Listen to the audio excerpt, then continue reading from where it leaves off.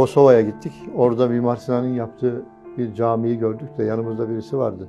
Dedi ki ya şu camiyi görünce Sinan'a karşı hayranlığım bir kat daha arttı. Bak bu camiyi görünce bu camiyi çok sevdim demiyor. Sinan'a karşı hayranlığım bir kat daha arttı.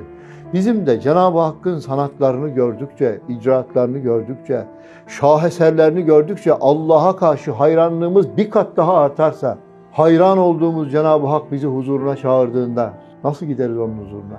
Mimar Sinan hayatta Bursa'da bilmem ne konferans salonunda deseler bütün Bursa doldurur orayı. Şu Mimar Sinan bir kere görmeyi kim merak etmez ya. Bir de düşünün ki Cenab-ı Hakk'ın bütün değil mi sonsuz güzellikleri kainattaki eserlerinde ve sanatlarında görünürken her gördüğümüz sanat bizim Allah'a karşı hayranlığımızı artırırsa Cenab-ı Hak 5 vakitte huzuruna çağırdığında ne yaparız? Hepimiz oluk oluk akarak onun huzuruna can siperhane koşmaz mıyız?